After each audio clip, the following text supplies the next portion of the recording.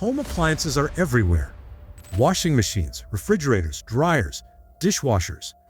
Every home depends on them. And when one of them breaks, the expectation is simple. Call someone, get it fixed.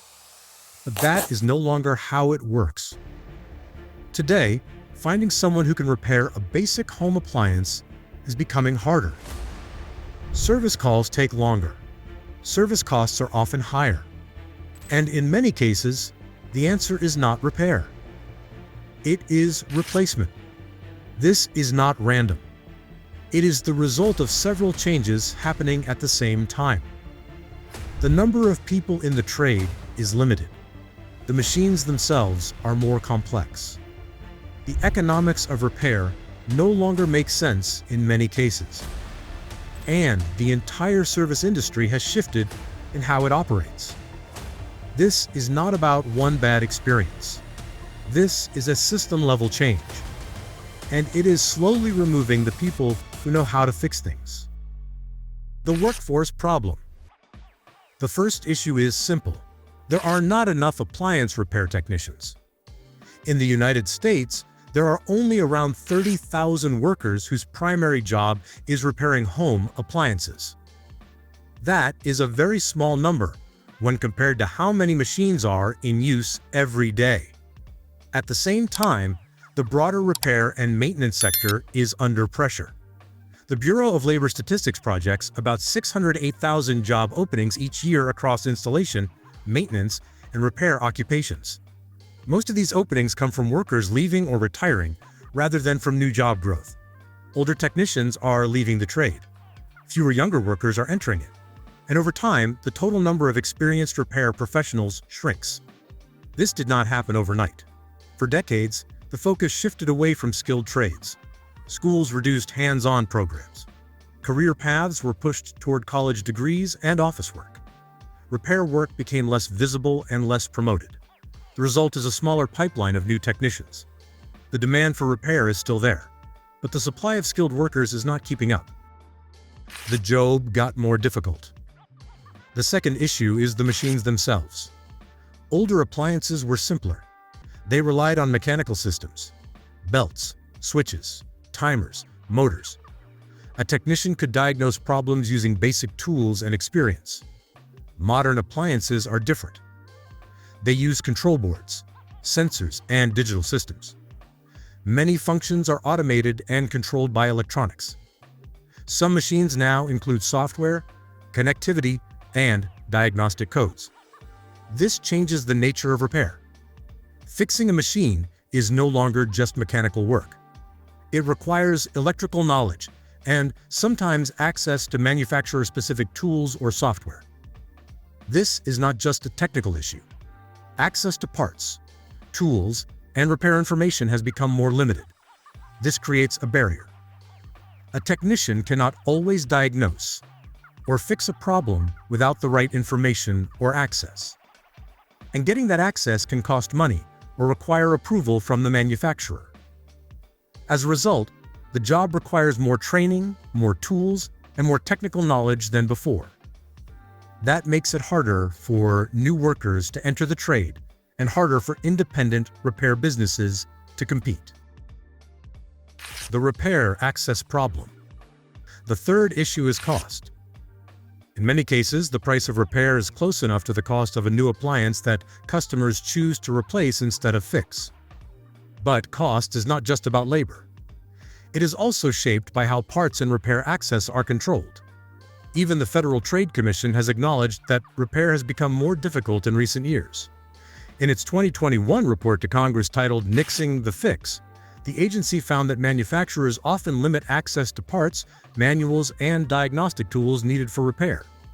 In many cases, these resources are controlled by the manufacturer. Some replacement parts are only available through authorized repair networks.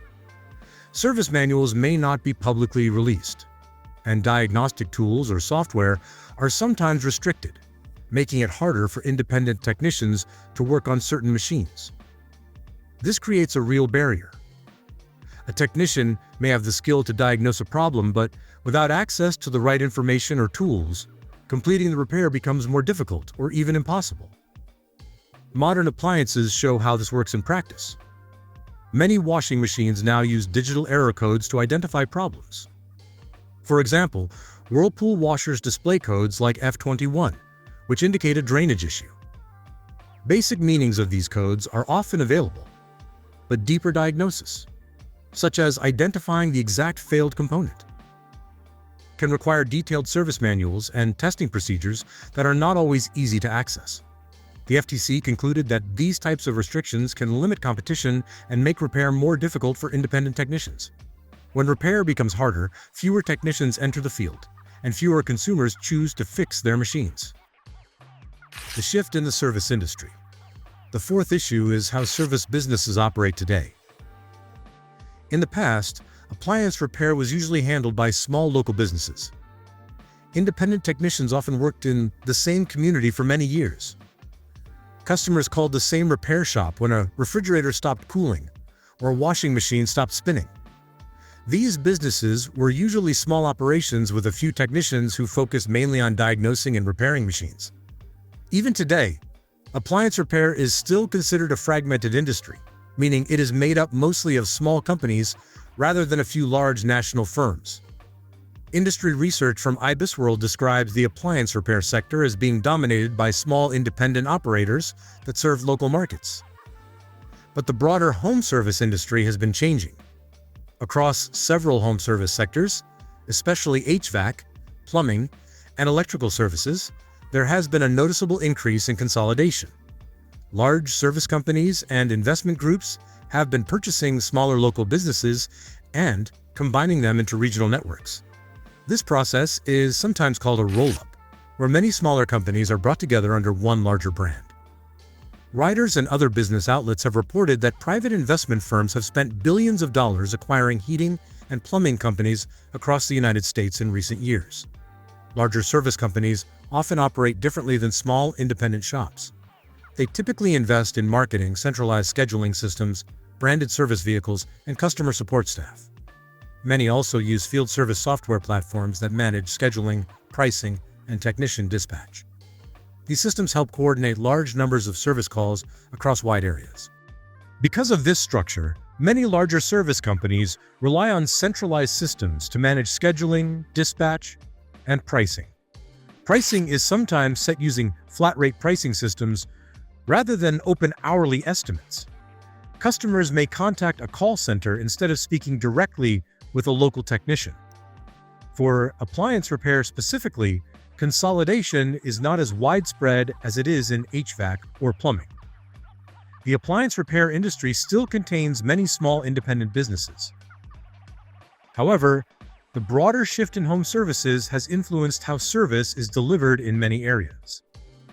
Customers today may interact with larger service networks, branded service systems, and centralized scheduling. Service fees can also be higher, as larger companies operate with additional costs such as marketing, vehicles, software systems, and support staff. At the same time, independent repair shops face growing pressure.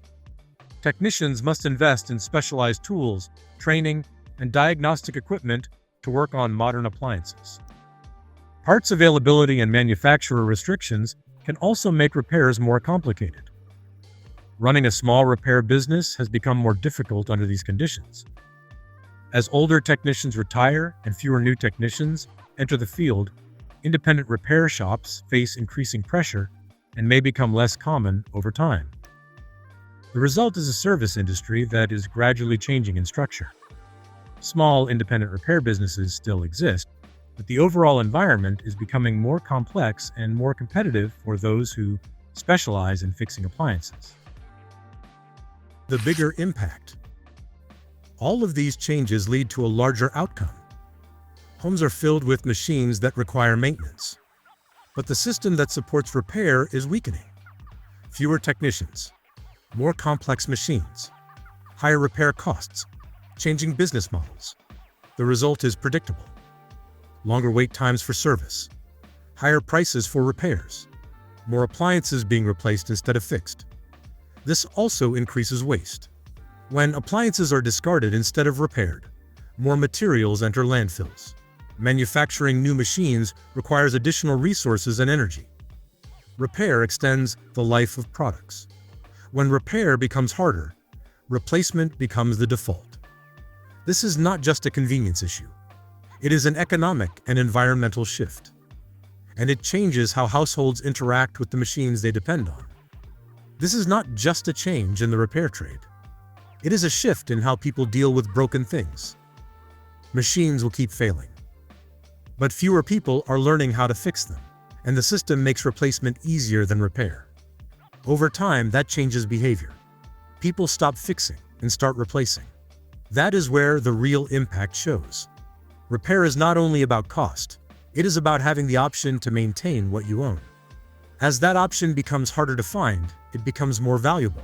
For homeowners, it means taking maintenance more seriously and understanding that good repair work is no longer easy to get. For anyone choosing a path, it shows something simple. In a world full of machines, the ability to fix them is becoming rare.